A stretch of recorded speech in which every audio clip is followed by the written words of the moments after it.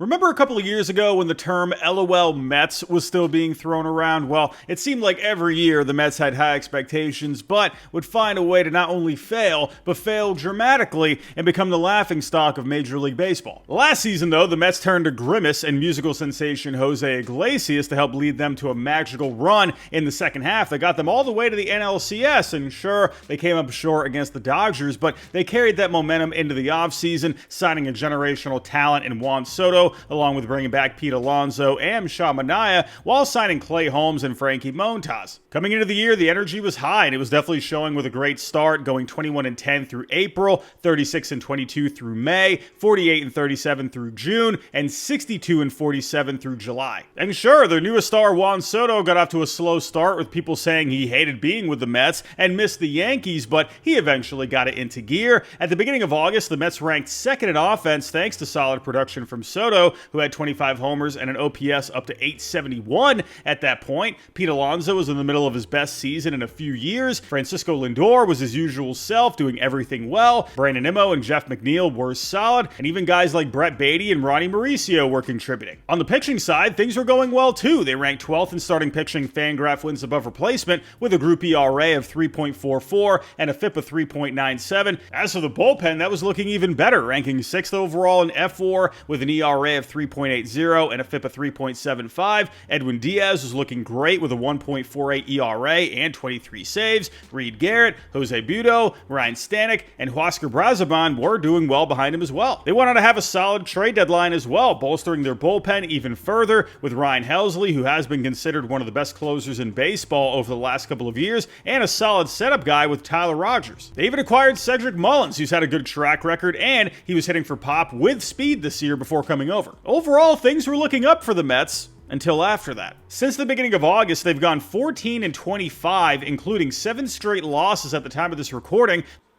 Oh, hello. Didn't see you there. Robbie from the future here. The Rangers just won 3-2 against the Mets, so that's now 8 straight losses. Sorry. Back to the video. And as we speak, the Giants and the Mets are now tied for the third wildcard spot, with the Reds only a game back, and even the Diamondbacks are 2.5 back. So what the heck is going on? Well, there's a few things that are sticking out to me, so let's get to it. Now, when it comes to the offense, they were doing great in August, ranking first overall over the month, thanks to Juan Soto, who was hitting out of his mind, along with stealing some bases. When the heck did Juan Soto start to steal some bases? But he was hitting great over the month of August. Francisco Lindor was doing his usual thing. He had an OPS close to 1,000. Pete Alonso was keeping up the great production. Mark Vientos finally decided to wake up. He was slumping for most of the year up until August. Even Brett Beatty has been doing a lot here over the month of August. He had a 527 on the slugging. Brandon Nimmo was solid. McNeil was contributing. I mean, even Starling Marte was doing a thing or two. However, since the calendar flipped to September, they have been struggling, only ranking 19th overall in offense, hitting 238 with a 305 on base and a 391 slugging overall as a group. Now, Soto, he's still keeping up that great production this month so far. He's hitting 357 OPS, over 1,100 at this point. Brett Beatty, he's still been pretty solid. Vientos as well, but you got a lot of guys slumping here, including Francisco Lindor, Pete Alonso, Francisco Alvarez, and even Cedric Mullins has been a disaster since coming over at the trade deadline, hitting under 200 with a WRC plus of only 71 while with the Mets. Speaking of disasters, let's get to the bullpen and talk about another trade deadline acquisition in Ryan Helsley. My goodness, he has not been good since coming over to the Mets. Now, overall on the year has an ERA at a 5.04, FIP at a 4.32, but so far with the Mets has an ERA of 10.29, FIP at a 6.28. Now, the strikeouts are still right around the same, 10.2 per 9, but as you can see here, the walk rate has jumped up almost 2 per 9 since coming over from the Cardinals, and his home run rate per 9 has gone up from 1 with the Cardinals to 2.5 with the Mets. Now, one thing I've noticed with Helsley is he's not getting as many whiffs as he was prior, down about 4% from when he was with the Cardinals. Now, his arm angle is also down from 62.6 degrees to 61.4 degrees. This combined with the fact that he's getting less swing and miss, his walk rate is up, his home run rate is up, that tells me that something mechanical is going on here. So when something like that's going on, that can affect your stuff and affect your command, which does lead to the fact that, yeah, his walks and home run rate is up. Now, as for the rest of the bullpen, since August 1st, they ranked 15th overall in Fangraph wins above replacement, and only 25th overall in ERA with a 4.91. That is no bueno. Now, it's not just Ryan Helsley that's been struggling. A couple other guys as well. Ryan Stanek, he has not been very good here for a little while now. That walk rate is almost 8 per 9 going back to August 1st. ERA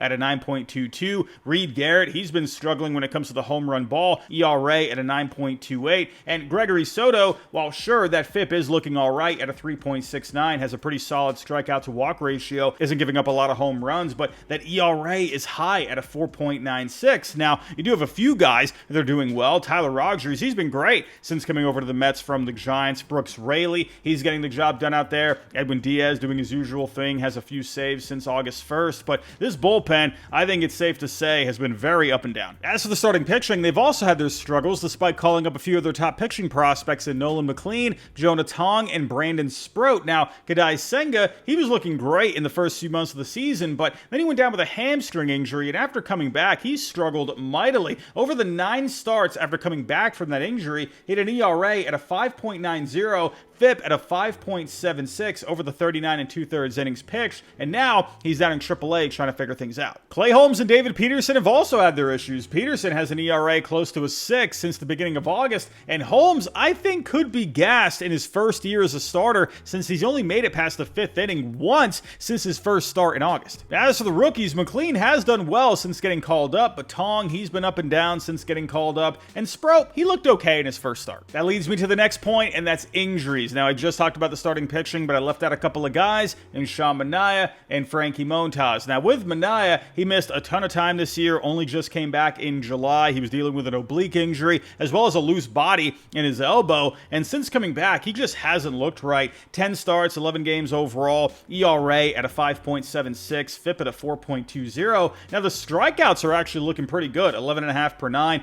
1.8 walks per 9. That's a very good strikeout to walk ratio, but the home runs allowed here, that is very high, 1.8 home runs per 9, so it looks like he's just lacking the command. I would imagine he's still trying to find himself mechanically here, but this kind of production has not been helping out the Mets at all. Now, Frankie Montas, they just signed him this past offseason, but he's now shut down for the year after an elbow injury, so that's not looking like a good signing as of right now, especially if he's not going to pitch next year. So I don't know what's going to happen here with Frankie Montas. Now, they've also had a lot of other injuries, both on the offensive and the pitching side of things. Offensively, Tyrone Taylor just recently went down. Jesse Winker was dealing with stuff this year. And on the pitching side of things, remember Griffin Canning, he was pitching great before he went down. He ended up rupturing his Achilles. That was a huge loss because he was pitching very well. Tyler McGill ended up spraining his elbow. He was pitching really well before going down. And Christian Scott, they haven't had him all year after getting Tommy John, but it would have been really nice to have him this year. Would have been nice for some depth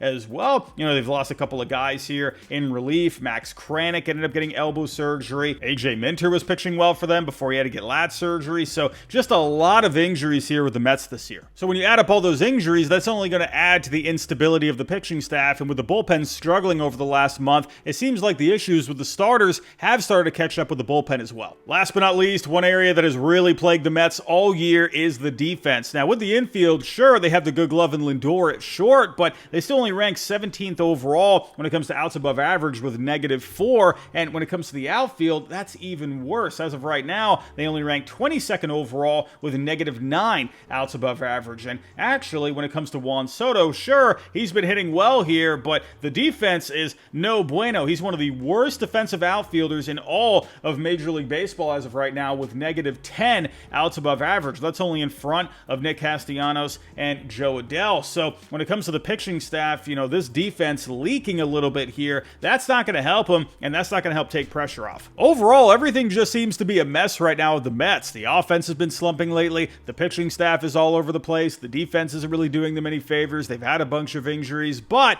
I do think there are a couple of signs to the Mets to maybe get this figured out. Despite the issues with the rotation since the beginning of August, they do have a FIP of 3.86 compared to an ERA of 5.74. This shows they have the talent to be effective, so if the defense can tighten things things up for the last few weeks here. And if Senga can come back and get back to doing what he was doing, then I think you could see a bit more stability with the rotation. If they can figure that out, then that's really going to help out the bullpen. And they have the guys back there to get the job done, like Edwin Diaz, Tyler Rogers, Brooks Raley, Brazaban. As for the offense, like I said earlier, they have been slumping as of late, but they do rank second in expected weighted on-base average, fourth in expected slugging, and seventh in exit velo for the month so far. And with what they've been able to do this year, I think they can get this right. In the end, it's just another roller coaster year for the Mets, something we're all very accustomed to at this point. Who knows what ends up happening here, but I do think they have what it takes to seal the deal for a wild card spot, but perhaps all of these issues I pointed out might be catching up to them, and with other teams getting hot, like the Giants, the Reds, even the D-backs, maybe the Mets